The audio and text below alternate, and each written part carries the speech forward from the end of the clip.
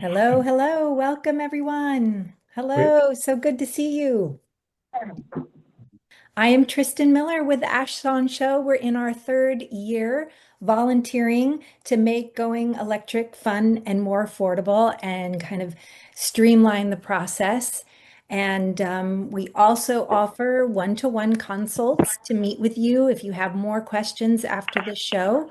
So Wayne will be putting our email in the chat and ways to contact us. And if you ever want to be on the show with your case study, whether you've started or you're partway there or you're already done, please let us know because we want to help people electrify.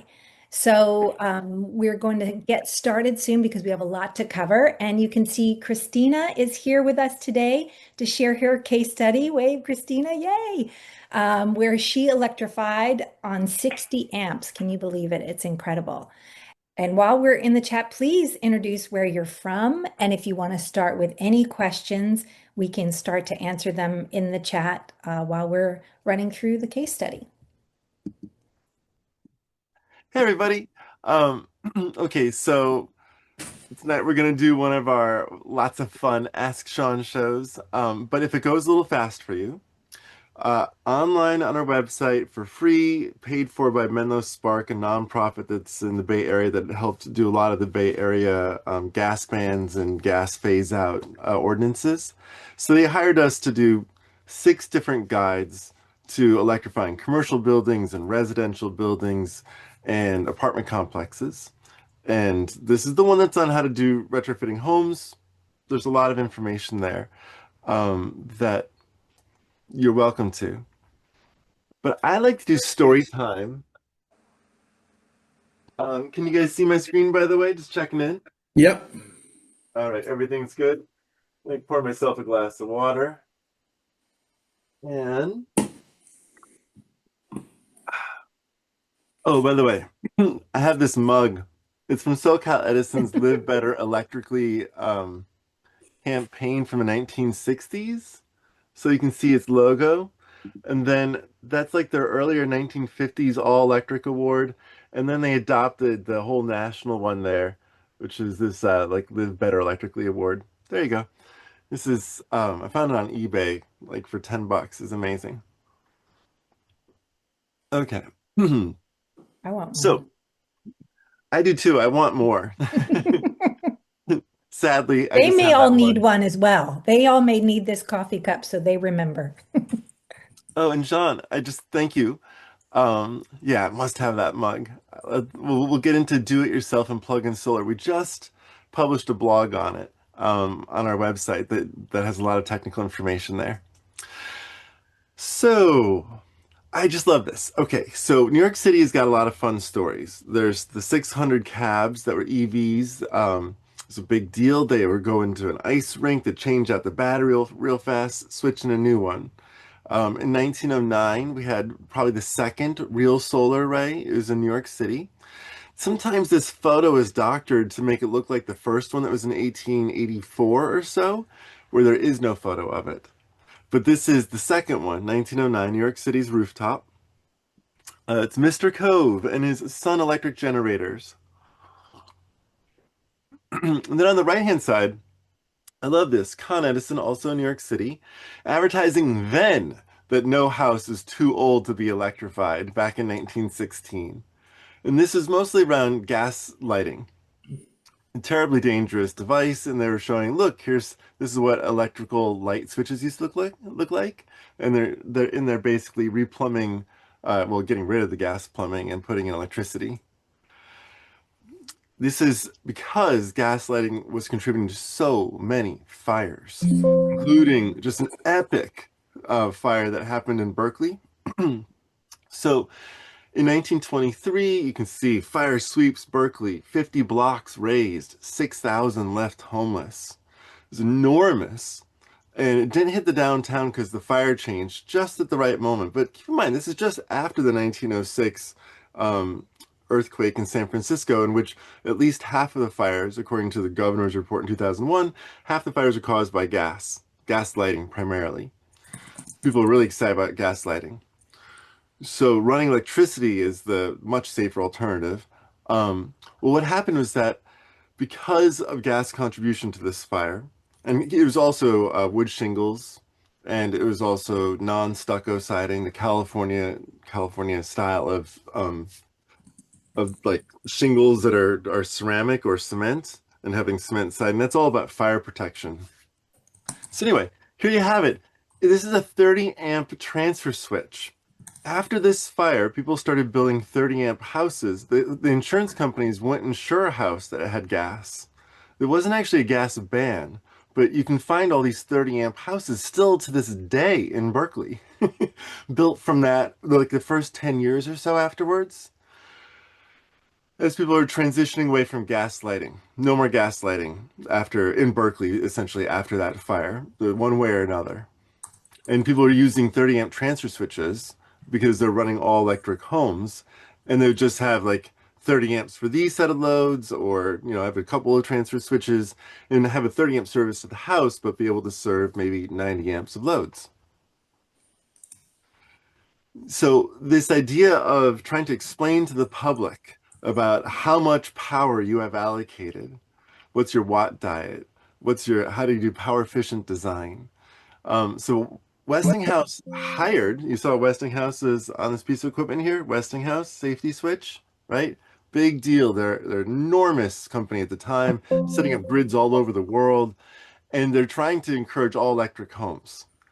So here they hired Disney to show how with a 2400 watt circuit in your kitchen, you could add up a bunch of different appliances, the toaster, I think this is a radio, and then a coffee pot, an iron, and a refrigerator.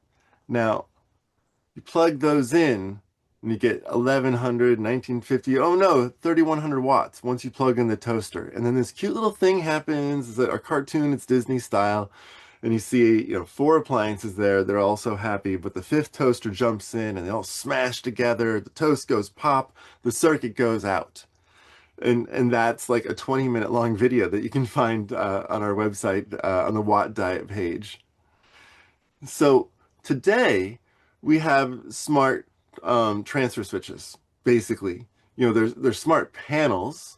If you're looking at the span panel on the left, that can go as small as a 50 amp service into the house, and then 50 amps can get divided up among about 150 amps to 200 amps of stuff.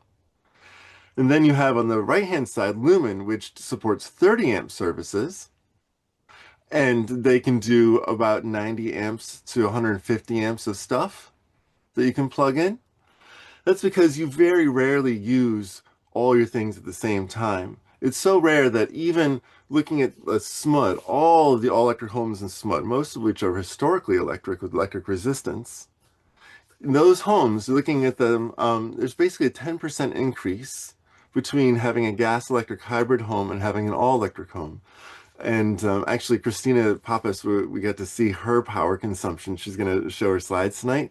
And she's at 20 amps for her house. Not to like, surprise anyone, but it's just how it is. All electric homes don't necessarily use that much power, particularly as she did, doing an excellent job of doing all electric power efficient design.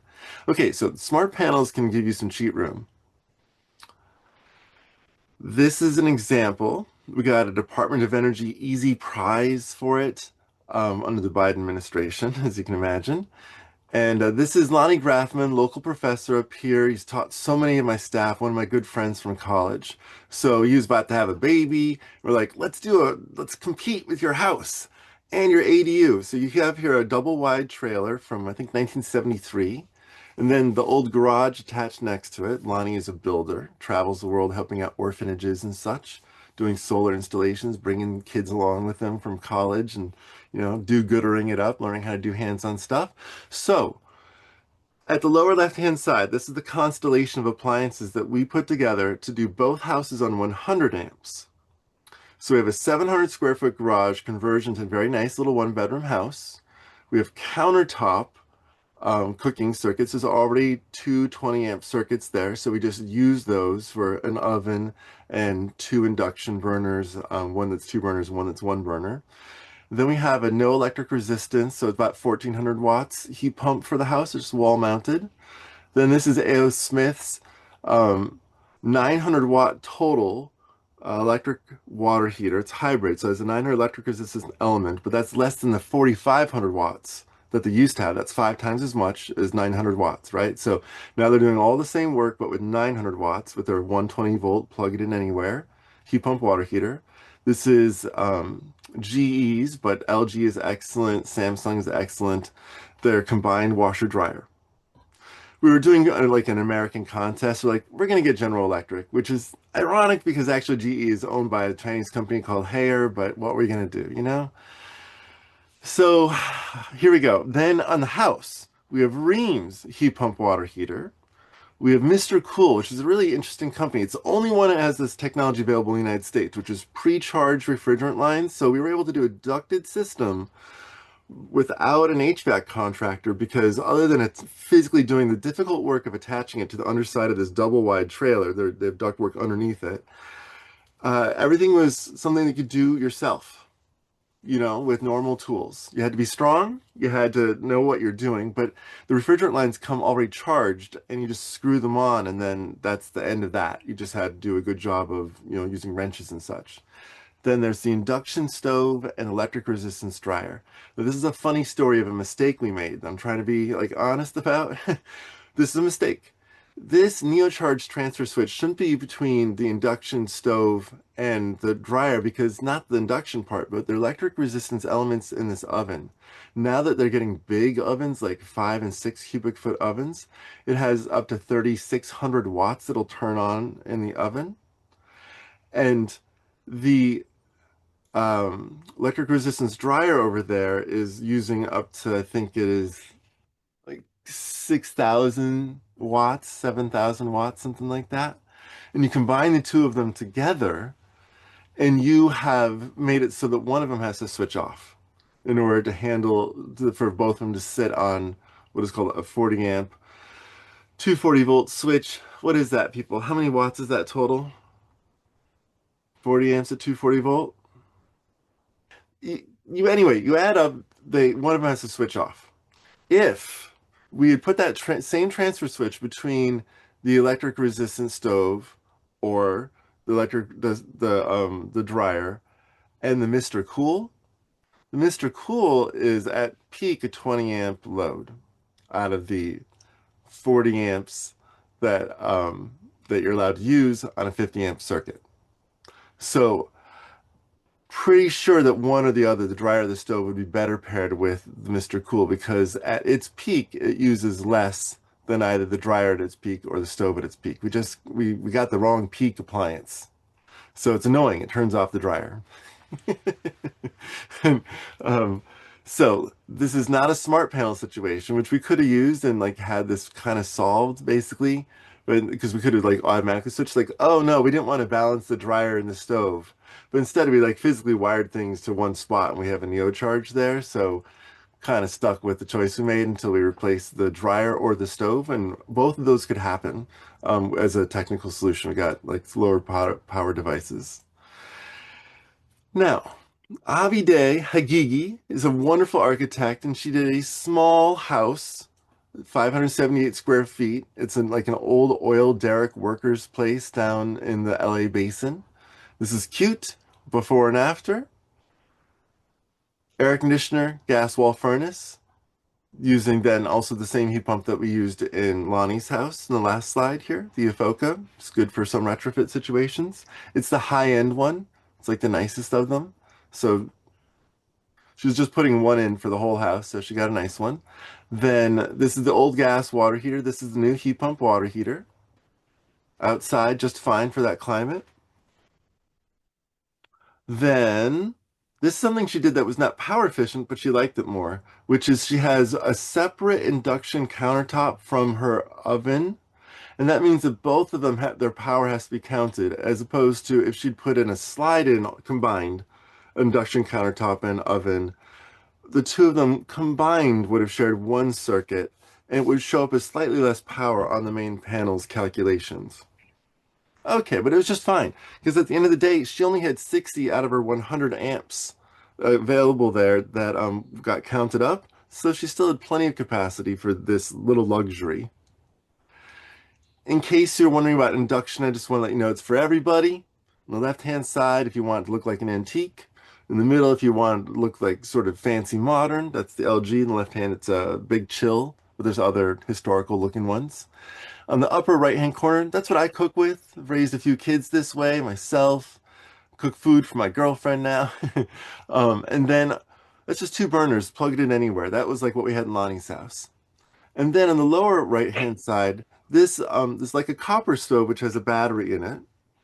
This is non-battery. This is the Summit stove. It's not quite out on the market yet, but it's the $1,400 to $1,800 option, and it offers 1,800 watts total, whereas the copper stove offers 9,600 watts because it has a battery in it.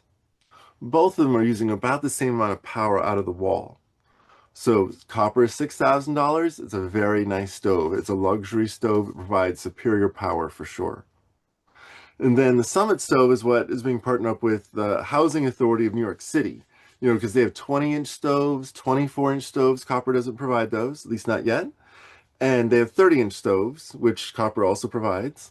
Just making sure everyone knows copper is a totally legit option. They've been out for years now. I got to pilot the first 36 in a local tribal nation. People are very happy with them. But Summit is like the more bargain option. So it's for whatever your price point is my point. And it's for any size of house is also relevant to you. And if you want to do a rapid retrofit, because if you're cooking on gas, it's the equivalent of the amount of NOx, amount of the smog that is if you had four cars, mufflers in your house while they were idling. Just cold idle, I mean, not cold, not the cold start, just idling. You know, the most fuel efficient way of doing it. It's because they have catalytic converters in them, but it's still that much car's worth of smog NOx, or it's equivalent to having someone smoking, chain smoking in the living room. And then last part was she added was this 120 volt combo washer dryer. That's for power efficiency. And she added a dishwasher. Note that a dishwasher has an electric resistance heating element in it. Oops, water time. So they take a little bit of extra power. Ooh, hey. So now we're at Christina. Christina, are you ready to present your slides? I'll just push them forward for you. I am ready, but first I want to say I see your coffee mug and I want to raise you an electric, what is it called? A gold medallion home from the 1960s. Very nicely done. Very Okay. cool. Very cool. Well, We love it. okay, if we're gonna go there, just because this is, we're those kind of people. Now I have here, I'm gonna raise you a SoCal Edison all electric. This is a coffee, it's sorry, an ashtray, but it's like super nice Art Deco kind of here with three sides to it and both logos. Okay then. Okay then. Okay, you win. Well, I mean, it is my job to win, and I have more. Okay. Oh, and I loved your medallion. Check out this one. It's mint. I got it right out of the bag from like the 1960s or so. It's really shiny and heavy and sharp, and it's got like all the little things, and it's never been used. It's yeah, eBay, man, what a bunch of fun eBay. that is. Where did you get yours, Christina? eBay. Yep, I got it as a gift for myself after we went electric. you Good deserve it. job. Yay! Give yourself a party. Well, here, let Exactly. me get out of the way and you can show off your fantastic work. Tell us the story. Yes. All right. Well, first of all, I want to give you a quick 5 seconds on my background. I earned a green MBA in 2008. And in the last 15 years or so, I've been on the board of the San Francisco League of Conservation Voters. And I was president for about 6 years until last year. And I say all that because I may be a little more nerdy than your average homeowner about things like sustainability and staying on top of what's happening, new technologies that are happening, and new developments, I guess. So the picture on the left is our house, and this is we think it was built in 1881. We're not entirely sure, but that's when the water connection records happen.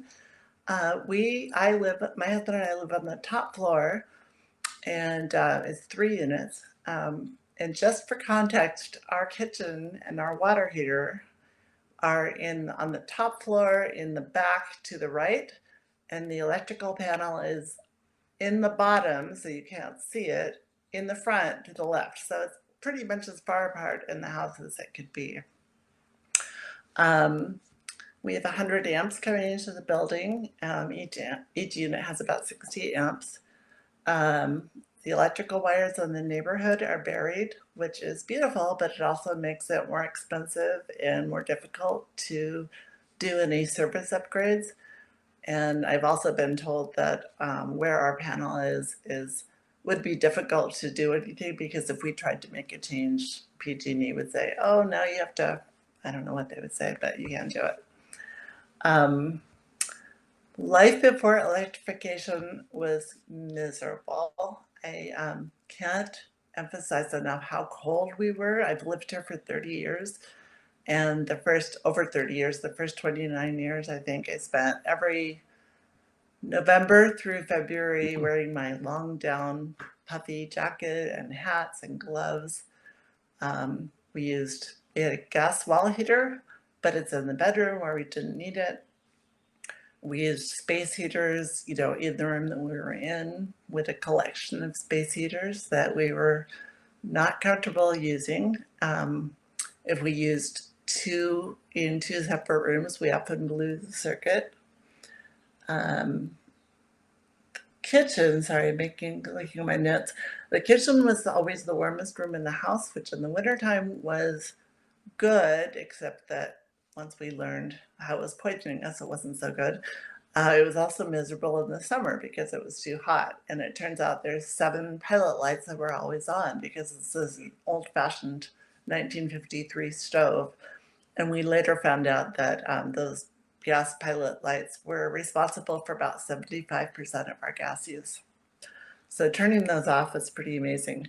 And our power bills ranged, this is gas plus electric, in 2022-23. They ranged between like 80 and 120 a month. I'm sure they'd be just out of control now. Do you want to show your bills there, or do you want to? No, I wanted to give a sort of before Oh, and sorry. after. The other 2 pictures on this are our heat pump hot water heater, which was actually the last piece of the puzzle. We didn't really have any problems with our old one, but it was 14 years old. It was the last gas appliance in the house, and so when we replaced it, we unlocked new incentives. And I'll talk more about that later on. Go ahead, Sean. This is basically all the things we did. So back in 22, I think we decided we couldn't take it anywhere. We're going to put heat pumps, mini splits in our house, since we didn't have ductwork, and it would be impossible to put ductwork in. When we found out that heat pumps, mini splits were an option, we said, this is great. And then about that time, we thought, well, as long as we're using heat pumps, now it makes sense for us to have solar. And so January and February 23 were a scramble to get in under the NEM2 before the rules changed. And I basically made learning about solar and heat pumps my full-time job for a couple of months. So you've got a picture of our solar and one of our mini splits. We have 3, and our outdoor unit. In January 25, I started working with Quit Carbon. And I wish that I had started working with them a lot sooner, because it would have saved me a lot of heartache. And they turned me on to so many incentives that I didn't know were out there and I would never have found on my own. So for example, the bottom right-hand corner is our copper stove, which is also behind me. And I'd had my eye on it for a while. It was the only induction stove I'd found out about that could plug into 120 volts into our old wiring. And Quit Carbon let me know that copper was eligible for an extra incentive through the California Energy Smart Homes program. And so that helped us pull the trigger and feel better about it, because we could recoup our money from that.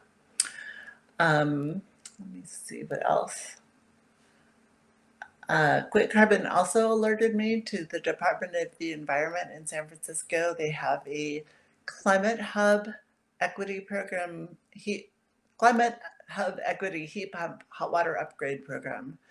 And we qualified, and so that was about a $15,000 um, hot water heater that we didn't have to pay for. And it was a challenge because, as you can see behind me, our water heater is in that white closet. And it's a very small space, and it's right in our living space. And so we couldn't have anything that made noise. We couldn't have anything that blew cold air into the room. And it was too small for a general heat pump hot water heater. But the Department of the Environment let us know about a new split heat pump hot water heater that was available, where the heat pump part goes on the roof and the tank goes in the water heater closet, and it's just been incredible. So the last thing on there is the electric dryer, and that's actually a dryer we've had for about 10 years. It's an electric resistance dryer. It's 240 volts. I didn't need to upgrade that when we renovate our kitchen. We are going to invest in an all-in-one, partly for the space savings and partly so that we can reclaim one of our circuits, or actually two circuits, because we'll get the washer circuit off and the dryer circuit will go down to one. So we spent, oops, sorry, go back one. Oh, pardon me. I actually think our savings was a little better than this. We spent about $47,000 in total for all of these things.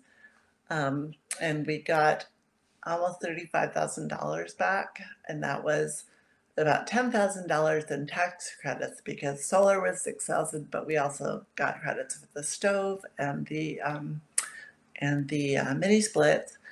And then we got the $8,000 from the the California Energy Smart Homes program. And so I got us about $10,000 of credits back, but working with Quick Carbon, it turned us on to about $25,000 worth of incentives. So I totally recommend working with them because they unlocked so many things and let us know about so much that was out there. Oh, hey, Yeah, Christina, there's a question here from John Eldon. And yes. he said, he asked, how many amps does your stove pull? I assume that it requires a 20 amp circuit rather than a 15 amp circuit. And I think that your stove pulls 1200 watts and can sit on a 15 amp circuit, but do you know, does it need to sit on a 20 amp circuit? Uh, they recommend that it has its own dedicated 15 amp circuit. But I will tell you, because my house is old and we have not rewired things in the kitchen, that the stove shares a circuit with the washing machine, the dishwasher, the fan over the stove, and all the plugs on that wall, which includes the Instapot and our tea kettle and a couple other things, as well as like the lights out of the washer dryer. And yet, there are Well many done. times I kept harassing Quick Carbon because I'm like, can I talk to somebody? I think I'm coming There's too this close. Disney, you saw a Disney movie? I mean, you really are just like approaching the very edge of what you can do. Well, I think so, but now your colleague tells me that I'm only using 20 amps. So, well, that um, is a very good point. Yeah, to and show that and after just the this one amazing, here, yeah, this just year. I also wanted to add about copper is that because it uses the battery, and then it charges in the day. And I've asked them to make my charging window from like 12 to 5, I think, because even in the winter, that's the peak of our solar production. So you hear it kind of hum, but the battery works in such a way that if something else is on that circuit, like if I'm washing clothes, the stove will sense that it will stop charging. And so it's Mm, never drawing power at the time anything else is. And I haven't had any problems with anything. excellent. Sorry, So go it ahead has and, some smart circuitry there. That's yeah. awesome. Are there any questions that people have for Christina about what you're seeing here? You're welcome to take yourself off mute if you want. Or if Quick Carbon wants to, Christina, if you Yeah, want to share quick shout anything out to about Quick if Carbon too. shout out to Quick Carbon if you guys want to share anything else, please open up your mics. It's a great time. Quick Gosh, Carbon might actually know it these took. answers to some of these questions more than me. Yeah, Christina, can you guys hear me? This Yeah, is hi Ted Tillis Ted. from Quick Carbon. Yeah, Hey. Hi, Ted. It's 2026 and it took me like 2 minutes to figure out how to unmute myself. Yeah, some really good questions.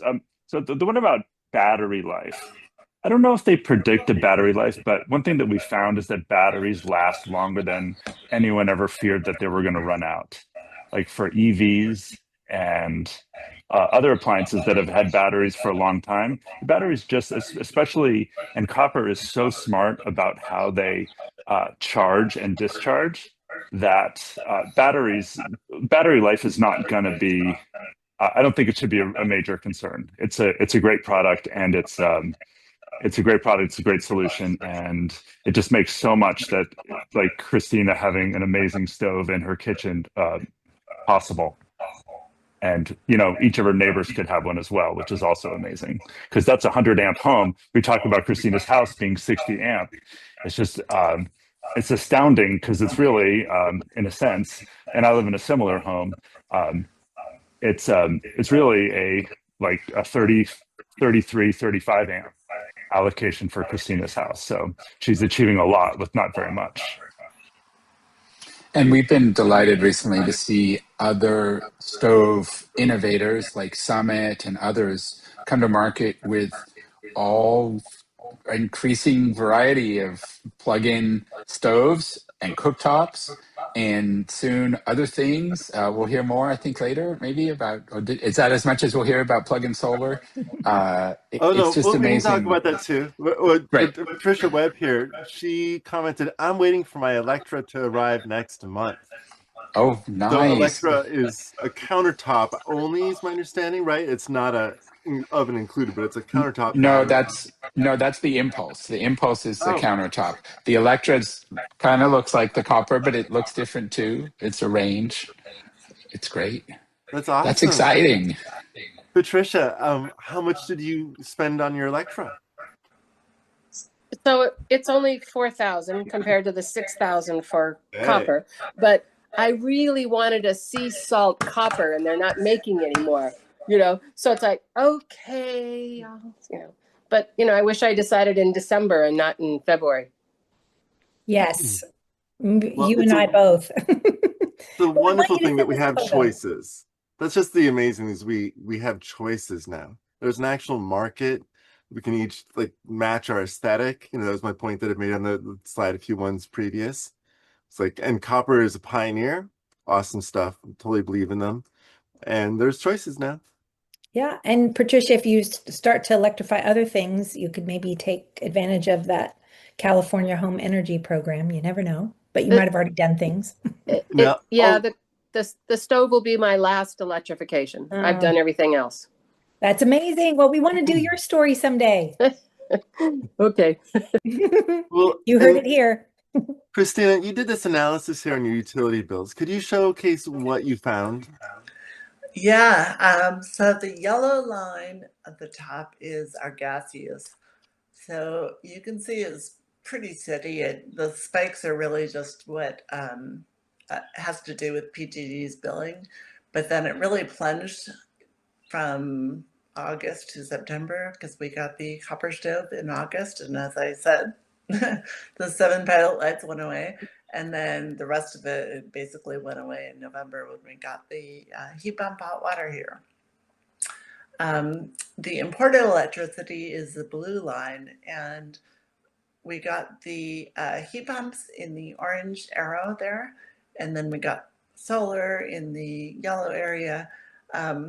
I think what's interesting to me for that is that you can see spikes in January, February every year. So 23, 24, 25, and much more in 26.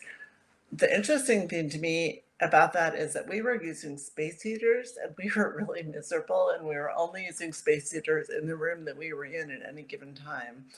And yet that spike is really not much less than the spike the following year when we had the heat pump that basically made the whole house so comfortable. Like we could Mm. forget what it was like outside. And so it just shows you how much more efficient it is and what a better quality of life we got. It Um, should more or less the same wattage produce about 3 or even 4 times as much heat in your house. So similar amount of wattage, maybe just a little bit more, but your whole house is warm. yeah, It's yeah, the math works there. yeah. And I think the first year we were still getting used to the idea of, heat pumps are more efficient if you turn them on and just leave them. And so that took some getting used to because I grew up learning to turn it down whenever we left the house. Well, okay, so Um, here's the truth is okay. that in Japan, the way that they operate them, they consider the most efficient, which is that they have sensors that monitor where you are in a room. They direct you with the heat, and people generally turn them off when they leave the room. And then they turn on and they kind of blast you with heat. That's how they consider it the most efficient, and they're students of that. The Japanese are like the premier heat pump designers in our world, like up there with Italy, but better. So that is probably the most efficient. However, it would be like, for instance, it'd be more efficient if people turn their heat pumps down after they went to sleep at night, turn it down to 62, turn it up to 70 when you get up in the morning, as opposed to leaving it on all night. I was asking one of my favorite energy gurus, Greg Fotenhauer, who does a humongous amount of study of the exact right way to run stuff. And so I agree. Conventional wisdom has been just to sort of leave it on low and slow and just let it go. That's a good way. Perhaps the best way is to ramp it up and down. Just say no, so you might be able to return to your old habits. One thing I think that's interesting, Sean. One thing I love about Christina's house is that um, by taking away gas, she has just increased comfort so greatly, and she's really, I mean, Christina, do you find that to any extent that you're making trade-offs for your living? my life is actually, that was the last thing I was going to get to. Just after putting out the red line of the solar spikes, we're obviously generating a lot more than we use in the summer months. But I just wanted to end by saying what life is like now is so comfortable. I can't even tell you what a difference it has made for us. And the induction and the electric oven are both so precise, and it's just amazing. They're easy to clean. There's no sort of gas residue that we have to clean in the kitchen. Our hot water, because we had an on-demand hot water heater before, and it took a while to heat up when you ran the water. And now we have hot water within seconds of turning it on. And our power bills are like $15 to $20 a month. It's pretty, I think that's going to go up a bit because PGD is changing the rules about how much people who have solar have to pay, but still it's going to be low. That's really impressive. Yeah. Like, I woo, woo. Yay! I want to just speak out for variable speed heat pumps. The comfort level you get with the variable speed heat pumps is really amazing. If you turn on a furnace, a gas furnace, it's going to blow hot air out at you, and may, blow right on you. And same thing with a regular air conditioning. It might blow cold air on you. But with a variable speed heat pump, the air coming out, it slows down depending on, the volumes decreases depending on how much difference you have in your desired temperature and what the air actually is. And I've been in houses that have these variable speed heat pumps. You can't even hear them on, and yet it's still cooling or heating the Warm. home. It's such like yeah, it's so evenly the temperature. It's lovely. And you can't hear it. I mean, it's amazing. So if you had a choice, I would definitely recommend going with a variable speed heat pump. One last thing I wanted to add Yeah. about the heat pump. Obviously, with the air conditioning aspect of them has been very, very important as we have more and more heat waves in San Francisco. But because we have, I think, 12-foot ceilings or 10-foot ceilings, very, very tall ceilings, the air conditioning hits us very well. But in the wintertime, it's hard to get heat down to where we actually are. So we end up using some of our old space heaters, but not on the heat setting, just on air to mix the air around in there and make sure it's like getting moved around. Why Fans. would a ceiling fan work for that to redistribute the elevation of? It probably would if I didn't have plaster and lath ceilings that can't take the weight of a ceiling fan. Okay. Huh. There was Reality. Sean, somebody, Edward from Go Electric Colorado wanted to know what was the wall-mounted heat pump that you showed, that Sean Oh, showed. And I was trying to go through the PowerPoint. Not this sure looks like which one. this is the Mitsubishi. It might No, Mitsubishi be. is like it was in no? the ADU of your friend's place. Oh, We can show here, that again. And we're going to be sending the PowerPoint to everybody who RSVP'd as yeah, well. and the whole point of this is to answer people's questions. So this is cool. A lot of different systems here. So once again, this is it. And it is made by Efoca, Ephoca. Efoca is how you say it in Italian. In Italy, they're called Innova because there's a company in the United States similarly named, like Innovair, something like that. So they call themselves Efoca here, or Efoca. And it is the highest quality of all of the form factors. There's other manufacturers that make a product that look like this, but they don't get tested to American standards. And so they advertise their efficiencies at inflated rates. There's all the competitors. This is really the only one that I recommend to my clients are affordable housing developers. So, 60 to hundreds of apartments. And it actually has to be a strong recommendation for a product that is what it says it is and can get rebates on it, that kind of thing. So this is that. This is the only manufacturer, FOCA, that I would recommend of this form factor. Other form factors, that's a different story. But it's nice. It does up to 15,000 BTUs of heating and cooling. It can do a small residence. Now,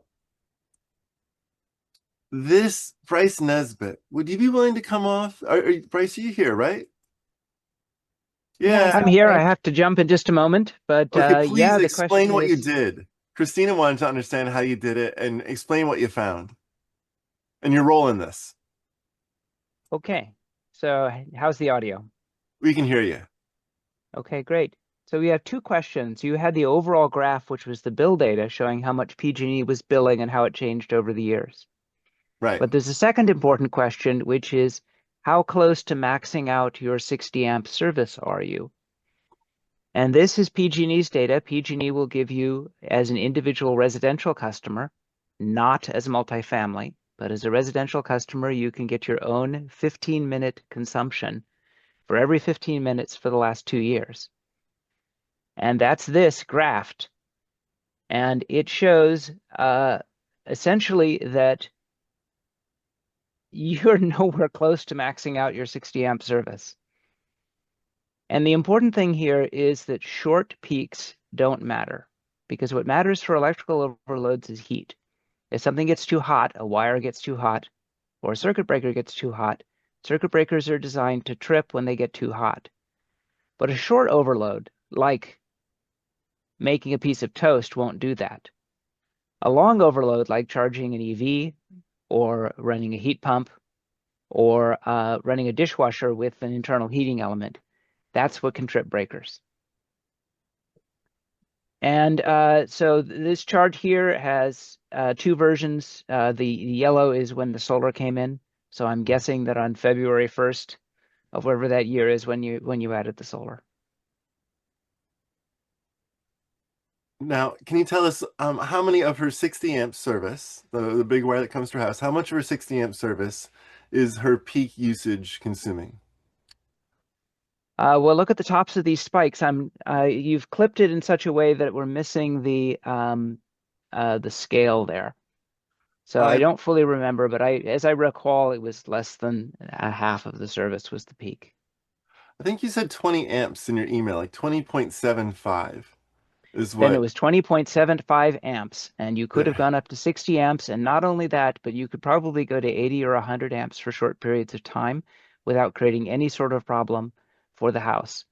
And that is not pushing things. That's just the way the code has always worked. Because in the old days, you had motors and things like that that would come on and use an incredible amount of power for a couple of seconds to get spinning. And so the whole system is designed to allow for that. Now, motors start slowly. So rather than hearing this big clunk as the dishwasher starts and it runs at 100 amps and then it settles down at 10 amps, you'll have an electronic control system that starts that motor slowly. Same with a new vacuum cleaner. You turn that on and you'll hear it go as it comes up to speed rather than just clunking on. Anyway, And so Bryce, small spikes don't matter. And in fact, I would say that looking at this, we can actually discount all of these tall spikes. And the mhm. actual number is closer to 10 amps. Yes, so you're only really using 10 of those 60 amps. This is beautiful. So this is the result of having the products here. Like this doesn't have electric resistance. It's just a heat pump. The dryer, you said there's electric resistance, so that's going to be your biggest load. That's probably what you're seeing as the peak thing that's happening. It's stove. This is just using, I think, 1400 watts when it charges. And then the Yeah. ecological, this split system heat pump water heater with the compressor on the roof and then the water heater tank in the storage closet there in the kitchen. That I think is another 1400-watt device. These are just small loads. So Not only that, this but is most of those loads that you're quoting are the nameplate load. right. That's the number that's on the outside and the number that you have to use when you do the load calculations. But when you actually measure them, Hmm. they tend to use a fraction of that. Somewhere between 50 and 80% of the nameplate is typical for what the actual peak from the actual appliance is. Say that again. What? Really? Everyone's putting So, safety margins in. Everywhere you go, safety margins and safety margins and safety margins. And so it's all, a stack of cards. Now, Bryce, you didn't explain that you're a professional electrician and you inspect apartment complexes, particularly with fire safety issues related to electrical wiring, right? yeah, So, I'll inspect the entire apartment building. And then separately, now doing a startup company called EV Plugbox, which is doing electric vehicle charging specific to multifamily on existing electrical panels. And so we Wow. do what's called dynamic load management, where we actually measure the current building load. And if it's too high, the EVs all take a pause. It's okay. hmm. They'll catch up by the morning. This is something like we're going So to be probably using, if not his, but certainly a product just like that on a 250 unit condo development. It's in Redwood Shores, like down in Redwood City. The whole condo development has to plan electrifying both their vehicles and their buildings, and they need some way of balancing EV charging with the building's electrification needs as well. And the point here on Christina's work is that, this is a three-story development that has 100 amps. If each of these floors does something roughly like what she did, that means that each individually is using 10 to 20 amps at peak, and combined won't be at the same day, at the same time, at the same moment. So, the whole building might be in that range of 20 amps at peak, maybe 30 amps, something like that. Bad day happens, it's Thanksgiving and everyone's cooking, etc. So, this people used to say a lot and still do if they're a little mendacious that electrification was going to crash the grid. It doesn't have to at all. I mean, if you do it wrong on purpose, kind of, but if you have modest amounts of power, then you have all these choices. Like, what about those smart panels I was showing you, right? You know, just if you want to wave a magic wand. I'm not saying I think that making power efficient appliances is safer and just better for the grid in general and for your own utility bills, etc. But I think the point yeah, of this little show here is that you have a lot of options to electrify and it doesn't have to impact the grid. It probably won't. And we have two types of loads. We have loads that people demand work now. That includes your stove. You want to cook dinner, you want to cook it now. And then we have loads that can be deferred. And those are like water heaters, EV charging for sure, which can be deferred until 2 a.m. if you want. You can turn off the water heater for a couple of minutes and no one will notice if it's got any form of a tank. And Yeah, load by by management is a by big solution. Yeah. by understanding what's a dispatchable load and how dispatchable it is, you can get a long way. Yeah, we can fit electrification into any existing building. That's just never a problem. You just have to do it smart, and you have to know that the National Electric Code isn't yet your friend. It doesn't yet know about this. Now, Peter Schultz Allen, you say, I converted my Berkeley bungalow to all electric. Now I'm finishing my ADU. I use Electrify My Home. Now, do you have anything you wanted to add on, like, because we're having a little chat about power efficiency, and I know that they think about these things. I just actually taught Larry's class a couple days ago, and he's coming up. And so anyway, do you have anything you wanted to chip in? Oh, we can't hear you yet. You're muted. Can you hear me now? I can hear you now. Yeah, great. Hi. Yeah, sorry, I got here a little bit late. I got caught up in something. So maybe this was already talked about, No but worries. one of the things that when I got the heat pump for the main house, and now which is the Mitsubishi, and it's a ducted system, I was frustrated to learn that there was no app to control it. It has a thermostat on the wall, and it's a decent programmable thermostat, but my washer and dryer have apps for them. My fridge has an app. My dishwasher has an app, but the thermostat doesn't have an app for it. I was pretty frustrated with that. And now I think there is a workaround, and maybe it would cost me a few $100, but that just seems like like one of the most important things Yes. that you'd want to have an app for. And so the quilt system does have that, and I'm very happy with that. So that is one thing that I This is also, yeah. earlier I was telling the story about how in Japan, the most energy efficient way they decided to run heat pumps, evidence-based, is to either turn it on or off and have it more or less directed towards you with fans. And what I think you're seeing is the philosophy of Mitsubishi in the United States as like very much a different attitude about how do you get the most efficiency out of a system. Because you're Mm, right. They've also been very unfriendly to third-party like Nest and the rest of the different kinds of controllable smart mm, thermostats. None of them play friendly because it's mm, essentially one computer trying to control another computer. And mm, Mitsubishi's opinion is that only they get to control their computer.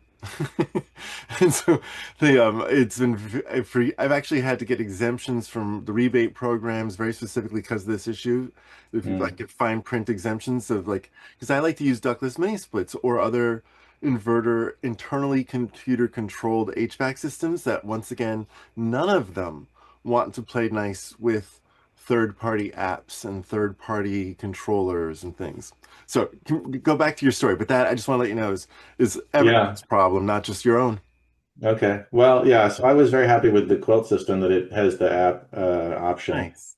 The other thing that I've been struggling a little bit with to figure out, and it's kind of related to the app issue for the main house, is that with the ducted system, and it's not a multi-zone, I guess it's just one outdoor, heat pump Mitsubishi, that the bedroom, when my partners here, it warms up. It's a small, very well insulated, because we wanted it to be quiet. Yeah. And so there's one vent in there, and basically the whole house is cooling down in order to keep the bedroom cold at night.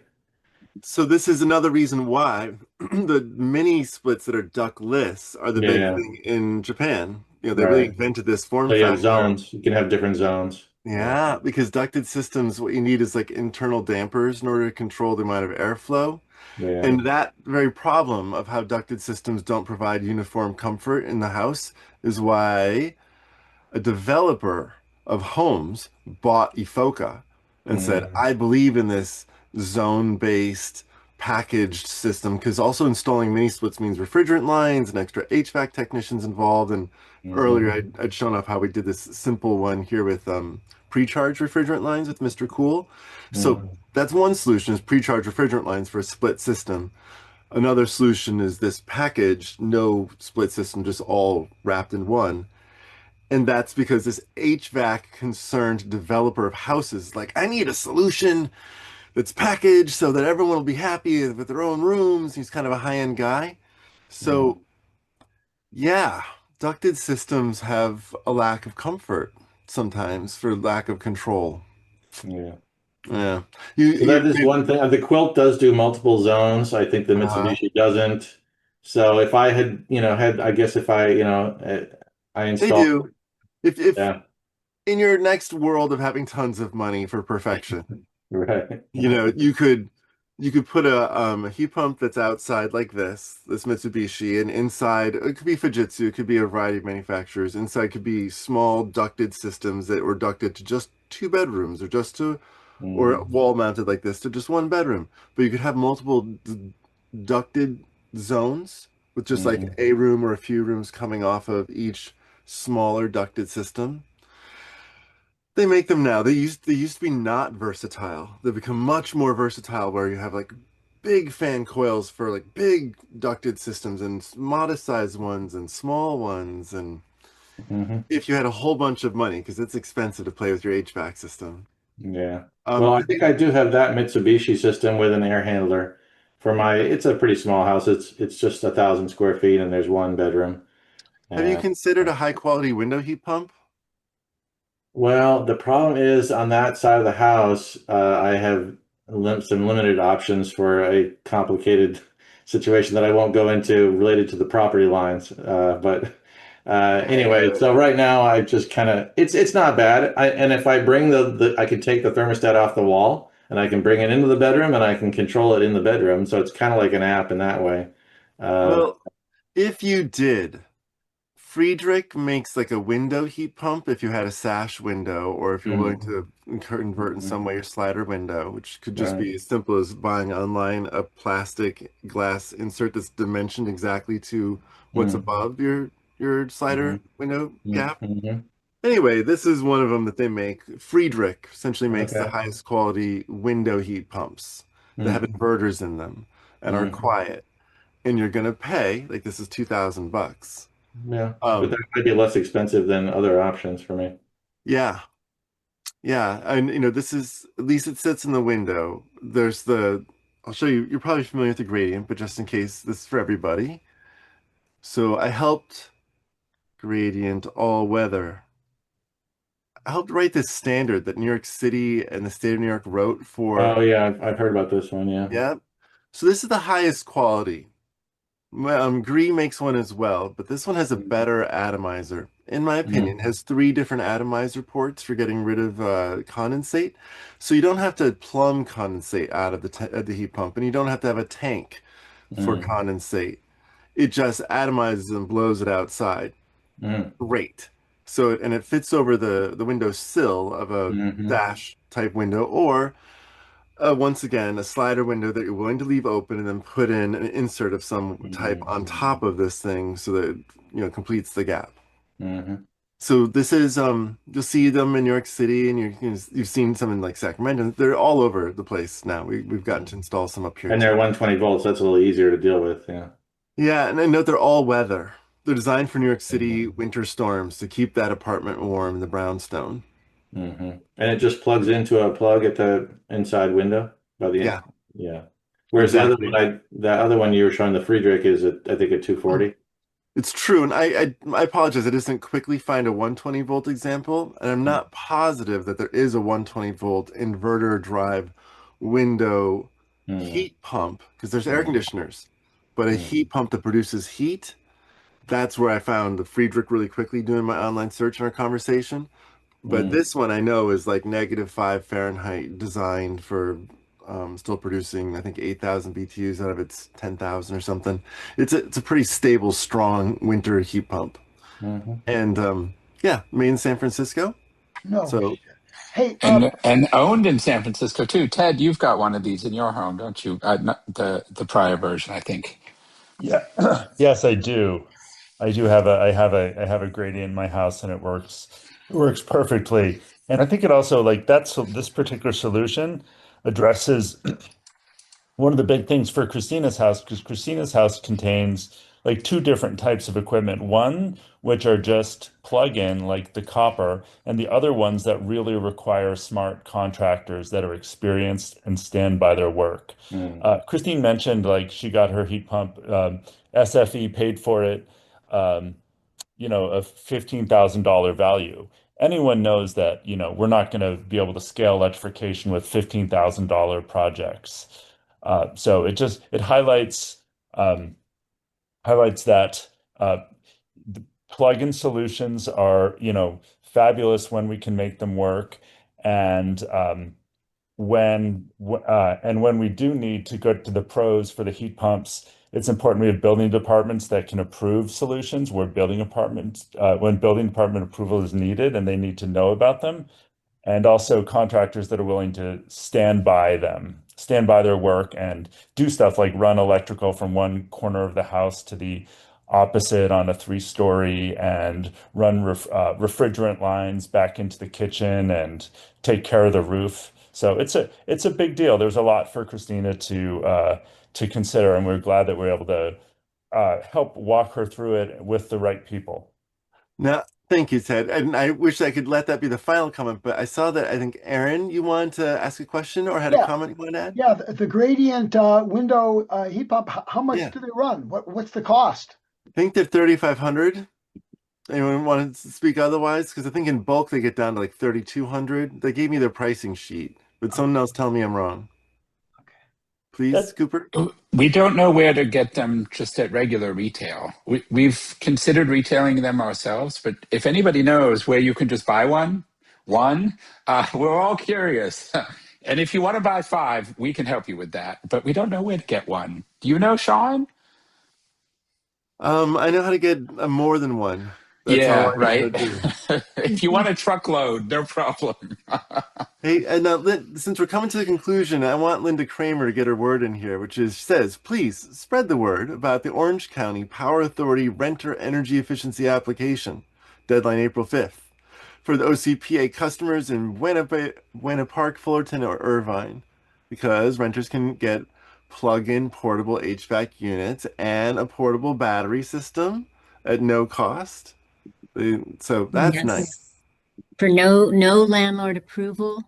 It's for renters, and we're excited to be rolling out this program. Hey, And hey. yeah, so if you know anyone in Irvine, Buena Park, or Fullerton, we're wanting to get the word out as much as possible. Well, Well, thank you for sharing that, blessings. Justin. And it's on the screen, and I will make sure we send out the link to everybody. But the application is through April 5th, though. So you got to get on it now. They may extend it, but that's the time frame. And please share to any of your friends. You never know. They might be looking for something just like this. So I think that it's good to raise the point here. Virginia Bernal. Now you're saying, hey, is the gradient heat pump that you showed a new model? Yes, it is. I bought one in 2023 that had multiple problems, even for SoCal. Mine looks a bit different. I bought the first 100 of them, like off the shelf, and installed them. And the first one I had, just like I installed the first 36 copper stoves. And yeah, in both cases, we gave a whole bunch of feedback on things like how they close around the window and condensate management and noise management. And because with 100 of them installed in all sorts of different people's homes and apartments, we got to hear a lot of different issues. Um, so I think it's fair to say that you were part of the bleeding edge. I thank you for your service. To the cause. Thank you, Virginia, for taking one for the team. And you Yes. could probably talk with them if you felt like it was fair for you to get maybe a new one.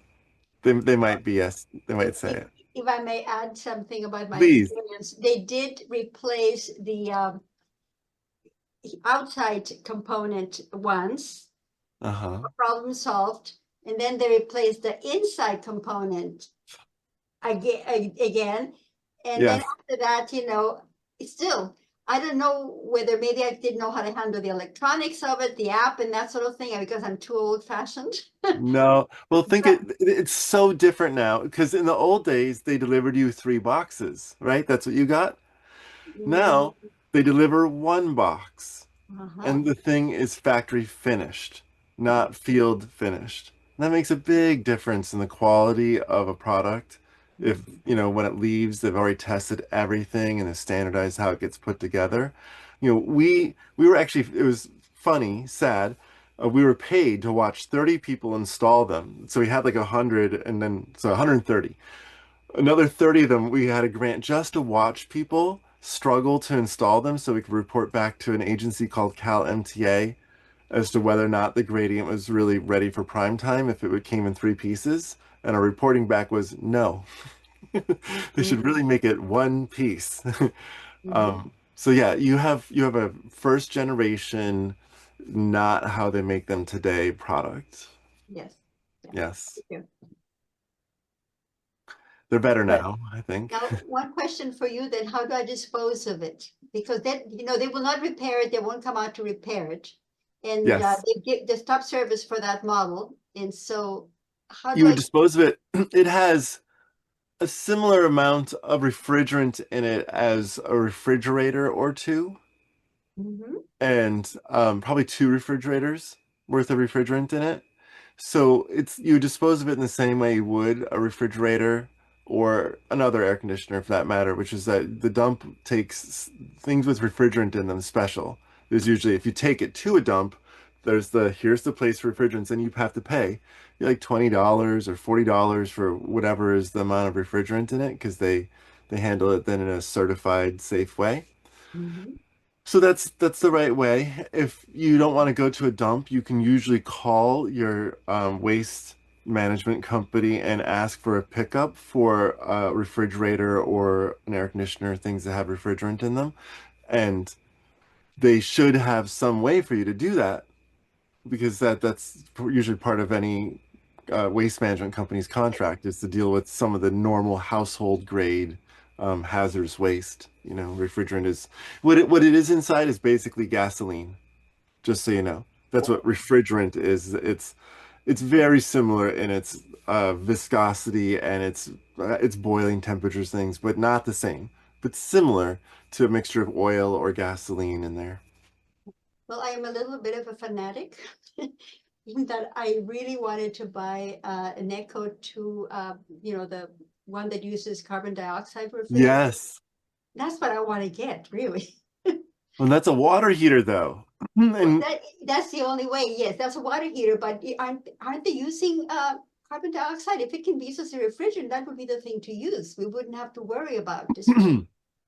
well, the problem is that water heaters and CO2 work well together, in terms of uh, the very high pressure that it is needed for CO2. So far, we've only seen people make that cost effectively in water heaters that are fairly large because the Eco 2 that is designed for the 150-gallon sitting tubs of Japan, where first you take showers, which is a fairly high water demand, and then you take a gigantic sitting tub.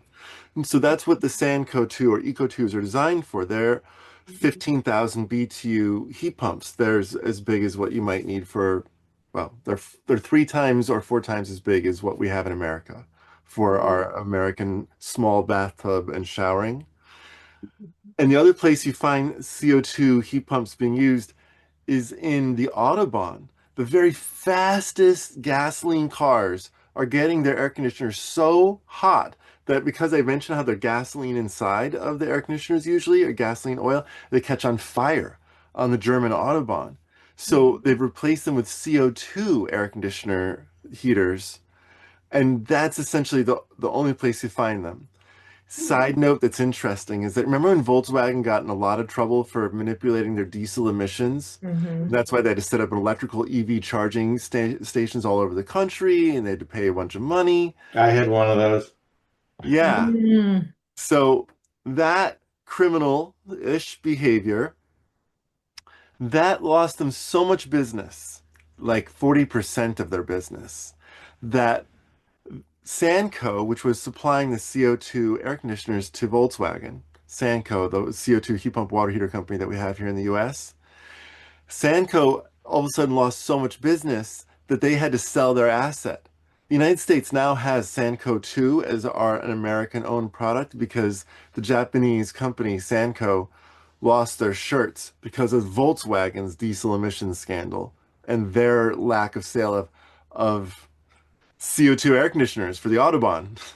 And it's like, whoa, these things are interconnected, really? But yeah, I really wanted to buy a share of Sanco to get it here. I just didn't have any money, but oh, such a good idea when it was for sale. Oh, man. John Miles and a good partner got it. So there is this is the thing, as I agree, why aren't they using CO2? And the reason why is because it is a very expensive, difficult to control refrigerant, and it's just used usually in high cost applications. Kind of you can't do anything else, you'd use it. And I don't know, it's not that we couldn't. Yeah. My It's my real yeah my interest again is in the zero emissions kind of thing, you know, carbon yeah. dioxide is the lowest possible greenhouse that you can Well, get as far as. Harvest, are you familiar with Harvest? No. Harvest Thermal? I'm No, sorry, is that they're a great. yes? No, she's not. She Oh, hasn't. okay. Oh, well, then let's talk about Harvest Thermal. It's our good friends there, and I'm surprised, Cooper, you didn't jump in already. So shame on you. No, I'm joking. Okay, so Harvest Thermal is using the CO2 Sanco, right? This is my good friends Pierre and Janet, or Jane, pardon me. Not a good enough friend to get Jane, pardon. Okay, so but Pierre, who used to be the technical leader at the NRDC, the two of them started this company. And why can't I see just the product itself? Okay, I think it's a, this is my staff person, Alistair. He has one yeah, at his house. Let's see, it's at the top, I think. read case study. Does he have a picture? Okay, so he's in front of the outside component. There's two of them there. Note that. That means each of these 15,400 BTU compressors combined being about 30,000 or 2.5 tons. That's plenty enough for his house, 2.5 tons.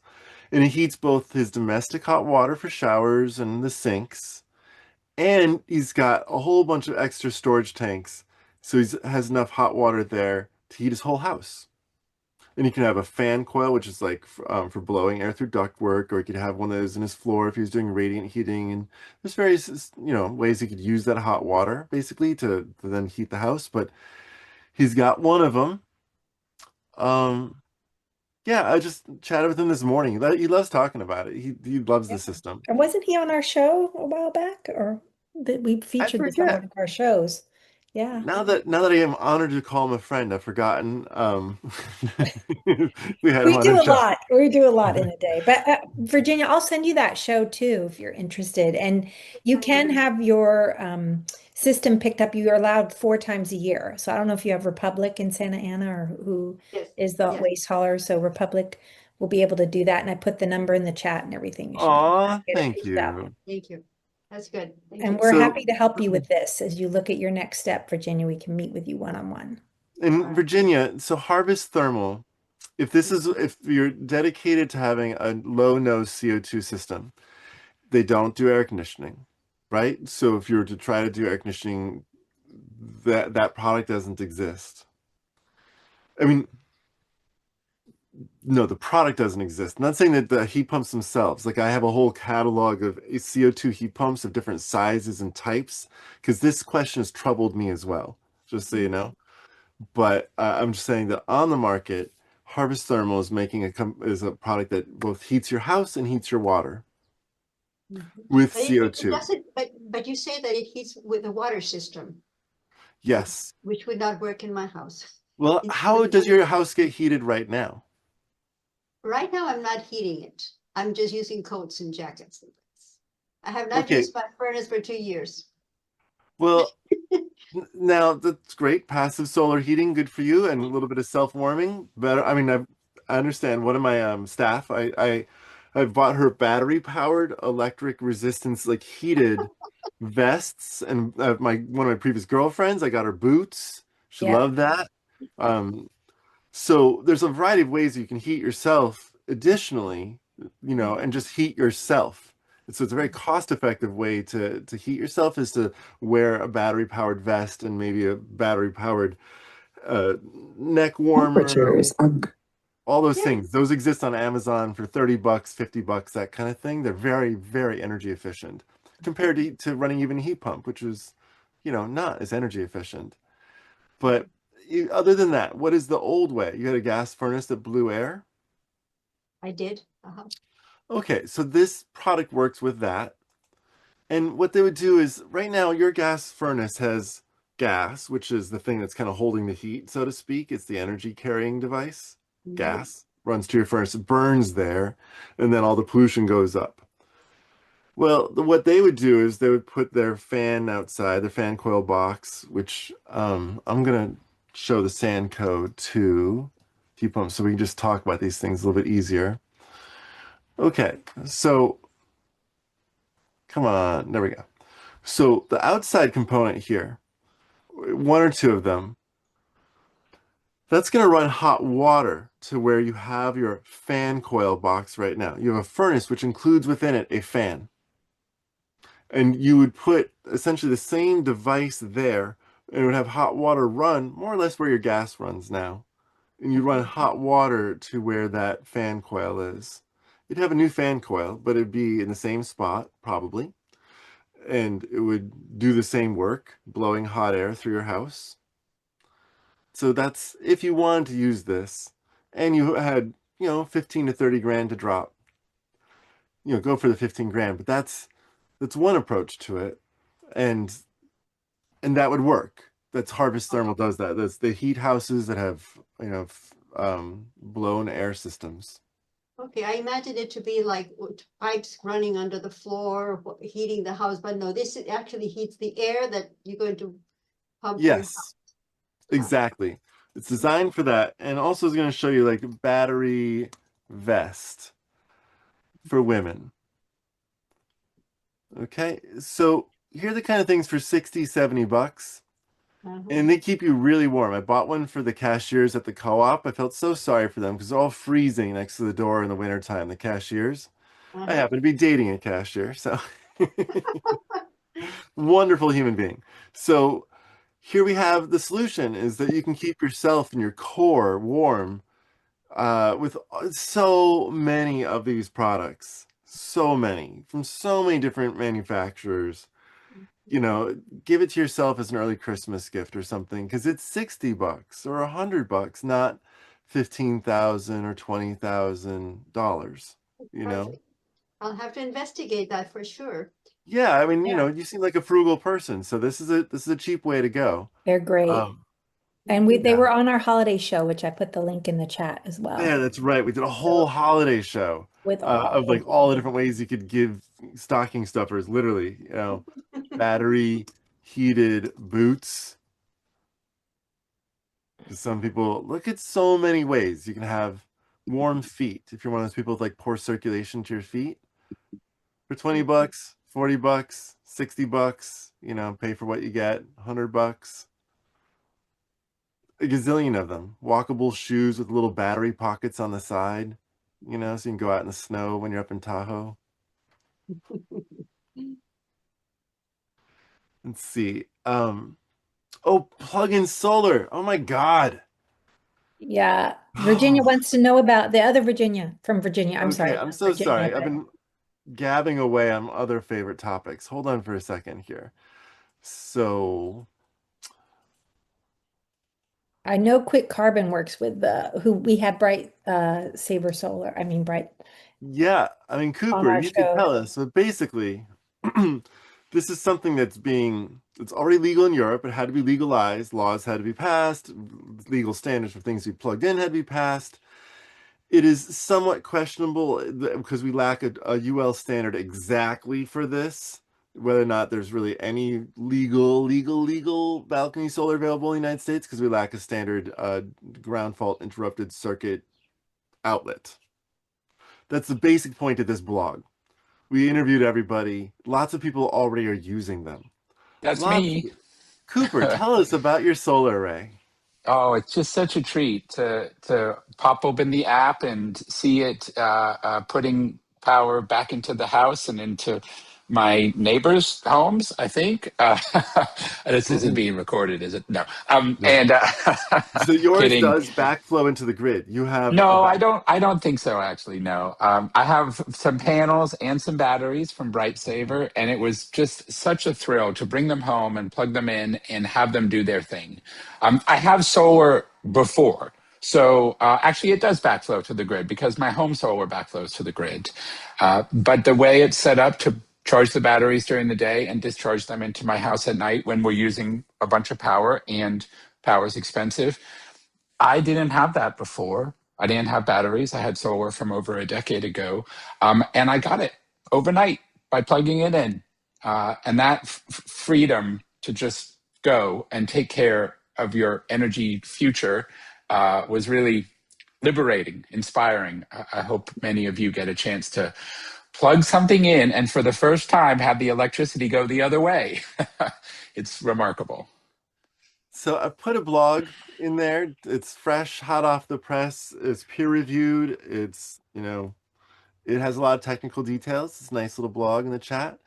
So what's a Bright Saver, right? Yep. Is it the name? So Bright Saver Solar. Not green wired. Here we go. And It's they a do, nonprofit. Brightsaver has products on their website that you can purchase as well. So here's the website. Let's explore this for those that are interested. But there are some limitations, but they are Okay, trying to make it more ubiquitous. 2 backyard plug-in solar options for California homeowners. Okay, ships to anywhere in California. The NEM Go. I'll stop. Compact panels that are easier to place. So these two approaches here, the real difference is just how the panels get moved. That's it. The one on the right, you need a vehicle. The one on the Oh, left, they got brought to you. Other than that, they're more or less the same. And if you ever transported, no, you haven't yet transported solar panels. If you ever try to, they're bigger than they seem. I learned that the hard way. So maybe you want to get them shipped to you. As you'll well, see, the battery system is not listed on their website currently. It will probably come back someday. Okay, that's good. so Go ahead, Sean. well, this sounds like without a battery, that means that they are either exporting to the grid without an interconnection agreement, or it looks like if you call your traditional installer to add more panels, expansion kits, no changes to your NEM agreement. I'm curious if they discharge into the grid or if they curtail the solar, if they turn off the solar so that it doesn't go into the grid. That's how one company was advertising itself. Yeah. So, but here you have it. This is one of your options. It's legit. You can get it. It's It'll legit. show up at your house. Sure And does. And Quick Carbon can help you from what they say. If you're interested. yeah. Indeed. This is one of the easiest ones, though, putting these things up or on. So let's see. Here's my, whoops, it's gone. There it is. There's my little app telling me that my batteries are putting some power into the home, and during the day, it'd be flowing the other way, the sun into the batteries. So, yeah. It's a fun thing to try, especially if you're an enthusiast in this space. And I think everybody still on this call counts as an enthusiast I now. know you guys are hanging in there. Love it. So, are there any other questions? Since we are about half an hour past our, when we sort of want to leave off. Yeah, we want to make sure we jam I'm cool. everybody I don't have the out kids quick. tonight. Yeah, I'm here as like we're all do-gooders. This is just our fun time together, right? And exactly. how many people, Tristan, did we have at the start? Like when our We peak? had upwards, I mean, people were coming on and off, but I Yeah. counted about 45 and we had about 82 people Nice. RSVP. So that was really great. And we'll make sure all the PowerPoints and video get to you. I know, Aaron, you have a question, but maybe And so for a does Peter. future show, When I was trying to do my heat pump, they kept going, do dual fuel. Oh Dual. my Like I was God. like, why are you telling me this? It's always I the oil really asked them companies. for asked them point It's blank, why are you as a contractor, telling me about that? I don't they get want that. advertised to, heavily advertised to by the oil companies who are just so running scared from heat pumps right now that they're like, anyway. So that's the answer, Tristan. Yeah. Peter and then Aaron. Oh, I think Aaron, you go first. Oh, sorry. Okay, Aaron? thanks. So, if we are adding balcony solar just up to 10% of our current solar, I'm told that you can go 10% above your current solar without disrupting any of your arrangements with the utility. That they allow that, even if it's exporting to the grid, right? Is that correct? Does anyone else know the answer to this? My understanding is that you can add a Yeah, little bit of extra solar, but I don't know that's how what I much. understand. I understand. I, Yeah, I that's what we're. understand that I brought it home and plugged it in and it works. And there's Yeah. something pretty liberating about it just working. So Mhm. probably there's more complexity to it than that. Yeah, my installer when I got my solar panels about a year and a half ago, and that's actually what I was going to talk about next was my solar installation. If you want to just hear one quick thing Sure. that was interesting about it, but yeah, they did say that as part of that NEM 2 agreement, that the contract, that there's some wiggle room there and how much you can add or subtract without having to go through the whole contractual process again. But it might be 5 or 10%, something in that range. So yeah, my situation was a little more complicated, it turns out, because I got my first PV system in around 2004. So I was in NEM 1 and it was expiring that 20-year agreement right around the time that I was signing up for the new system. That April 15th deadline was at 2023. Right. And so I submitted that contract, that documentation to PG&E in time. I got in under the deadline, and then I think it was about 6 months after that, and I didn't do it right away. I know I had like 3 years to install the new system, so I was waiting to redo my roof and then do the installation. Um, in that period, I think I got a letter from PG&E that said something about like, oh, your agreement, and I didn't really understand it exactly what they were asking me or telling me, but they were basically, I think, telling me that that first NEM 1 was expiring, and what did I want to do? My panels actually weren't even working at that point because my Right. inverter that I still had, after 20 years was no longer really working. It was a Sunny Boy and it had started to Yeah. have problems. So my system was kind of turned off actually. But so I think what happened was they just switched me over to one of the standard solar home. It wasn't one of the NEM ones, it was one of the other ones. And then when I went to install the new system, they said I wasn't eligible for NEM 2 because I had not deactivated my old system before the April 15th deadline, and that I had been put onto one of those newer rates. And once you're on that new rate, which is basically, I guess NEM 3, right? One of those kind of Yeah. systems, you can't Yeah. go back to NEM 2. Well, it took about a year for them to think about this whole thing because I think there's a few of us out there that had these old systems and they didn't really maybe think it didn't, as far as my installer was aware, there was nothing in that documentation that said you had to do any of this before that April 15th deadline.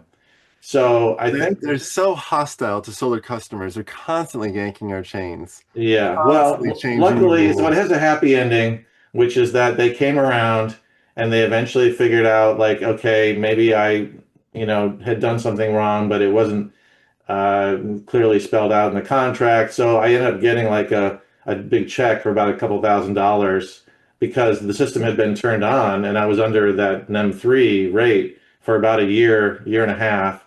And then they finally did the back calculations and put me onto NEM 2 and sent me a check for a couple $1,000s. And now I'm on NEM 2. So, but for a while, I was really not sure Wow. what was going to I happen. think the takeaway there is the squeaky wheel, and also that this is not the first time I've heard of PG&E making or a utility in general making a sort of incorrect decision at first and getting pushed on it and changing their mind.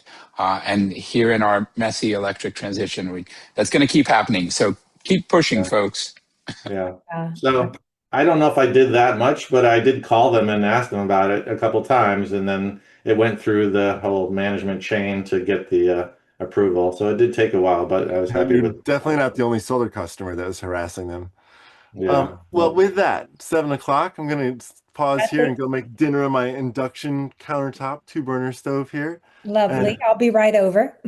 lots of love to y'all. Thank you so much, Thank Christina. you all for being Yeah. Thank you, here. It everybody. was a great meeting. And please look at the links and Great show meeting. your support for plug-in solar. It's going through California. And also look into the possible solar tax because property owners need to be aware of that. That is going through your legislation right now. And also look into community choice energy. It's really important. That is something, it's a not-for-profit that is procuring renewable energy in your community. And often, if you're a solar owner, you will get more back than your regular investor-owned utility. So check that out. If you have any questions, reach out to us. We are here for all your energy questions, and we're amped up to help you anytime.